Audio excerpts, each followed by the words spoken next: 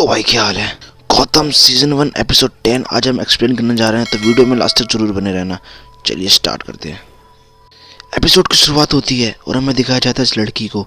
इसका नाम है लैरिसा और ये अपने कुछ लोगों के साथ वेन के घर पे घुस जाती है और वहाँ पे ब्रूस वेन और सेलिना पे हमला कर देती है।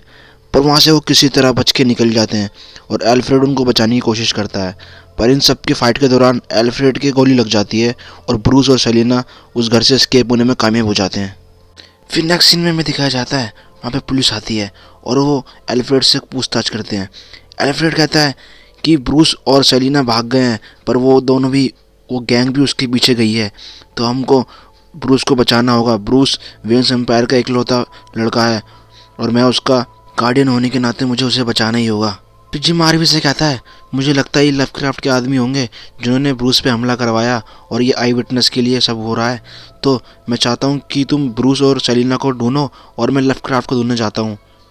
फिर नेक्स्ट सीन में हमें दिखाया जाता है फैल्कोन को। अब जैसे कि दोस्तों आपने पिछले एपिसोड में देखा है कि फैल्कोन का पैसा बहुत ज़्यादा बस्ट हो गया है हवा में उड़ के, जो कि ट्रक में वो लोड कर रहे थे रेस्टोरेंट्स के लिए। तो वो फैल्कोन को लगता है कि वो जो पैसा चोरी हुआ है वो मरूनी का काम है, तो इसलिए वो पेंगुइन को अपने पास बुलाता है और उससे पूछता है कि जो मेरा पैसा तुमने चोरी करवाया है ये क्यों करवाया है। उसको शक होता है कि ये पैसा मरूनी ने करवाया और पेंगुइन का इसमें हाथ है। तो पेंगुइन उसको वहाँ पर पहले तो डिनाई करता है कि मेरा इसमें कोई हाथ नहीं है, जबकि हालांकि पेंगुइन को पता होता है कि ये काम फिश मूनी का है। पेंगुइन फैल्कोन से कहता है कि सर ये मरूनी का नहीं है, ये काम आप में से किसी के एक मेंबर का है।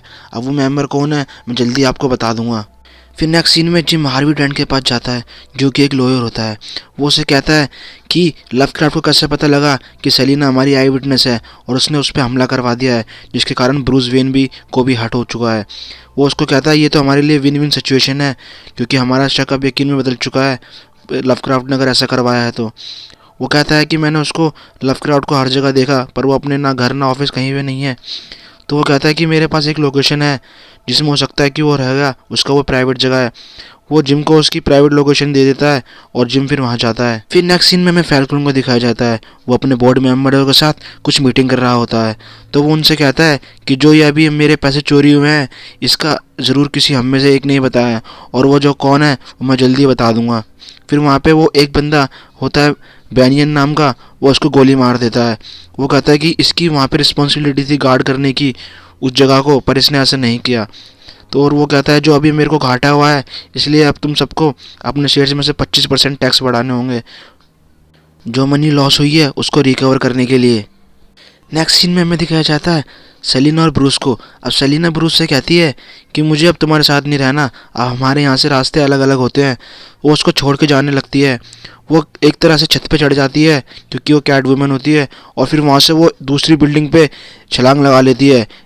वही देख के ब्रूस भी ऐसा करता है। वो ब्रूस को मना करती है पर ब्रूस उसको छोड़ना नहीं चाहता, इसलिए ब्रूस भी इतनी लंबा गैप पार कर देता है जिससे उसको पता लग जाता है कि अब ब्रूस भी अब मेरे साथ ही रहना चाहता है। फिर सेलिना और ब्रूस किसी अंडरग्राउंड बेस में पहुंचते हैं जहाँ पे बहुत सारे बच्चे पहले से होते हैं और वो सारे बच्चे अनाथ होते हैं। फिर सेलिना वहाँ पे ब्रूस के कपड़े चेंज करवाती है और फिर वो वहाँ से डिसाइड करते हैं कि हम नैरो प्लेस पे जाएंगे। नैरो बेसिकली एक जगह का नाम होता है। फिर नेक्स्ट सीन में हार्वी और एल्फ्रेड फिशमून के पास जाते हैं। वो कहते हैं कि सेलिना और ब्रूस को हमें पता लगवाना है, तुम्हारे बहुत सारे कॉन्टैक्ट हैं, तुम चाहो तो पता लगवा सकती हो। तो उन्हें फिर वहाँ फिशमून से पता लगता है नैरो नाम की लोकेशन पे शायद वो हो सकते हैं। फिर नेक्स्ट सीन में हमें दिखाया जाता है जिम गॉर्डन को। जिम गॉर्डन लवक्राफ्ट के घर का पता लगा लेता है और फिर वो वहाँ पे जाके उससे पूछताछ करता है। लवक्राफ्ट कहता है कि ये जो लोग ब्रूस और सेलिना का पीछा कर रहे हैं ये मेरा आदमी नहीं है, और ना मैं इन्हें जानता हूँ, और ना ही मैंने वेन्स मर्डर किया है, ना ही मेरा उसमें कुछ हाथ है। पर इतने में ही वो जो लड़की अपनी गैंग के साथ आ जाती है और वहाँ पे उनकी फ़ाइट हो जाती है। वो जिम को नॉकआउट कर देती है वहाँ पे और लवक्राफ्ट को मार देती है उसके बाथटब में जिम की गन से। फिर नेक्स्ट सीन में ब्रूस और सेलिना नैरोस नाम की लोकेशन पे पहुंचते हैं। वहाँ पे उनको क्लाइड नाम का बंदा मिलता है, जहाँ पे सेलिना उसको ब्रूस वेन के घर से चुराया हुआ कुछ स्टफ़ दिखाती है और उससे को पैसे की डिमांड करती है, पर वो पैसे बहुत कम देता है उसके, जिससे ब्रूस कहता है कि ये तुम्हारे औकात से बाहर है, ये बहुत एक्सपेंसिव चीज़ें हैं जिसके तुम बहुत कम पैसे दे रहे हो। जिससे वो समझ जाता है कि ये ब्रूस वेन है और उन दोनों को एक कमरे में किडनैप कर देता है। फिर उसी लोकेशन पे लैरिसा अपनी गैंग के साथ आती है, यानी वही हत्यारे उस पे पहुंचते हैं उस लोकेशन पे।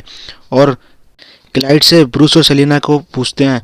वो कहता है हाँ मेरे पास ऐसे 2 बच्चे हैं और मैंने उनको वेयर हाउस में बंद करके रखा हुआ है।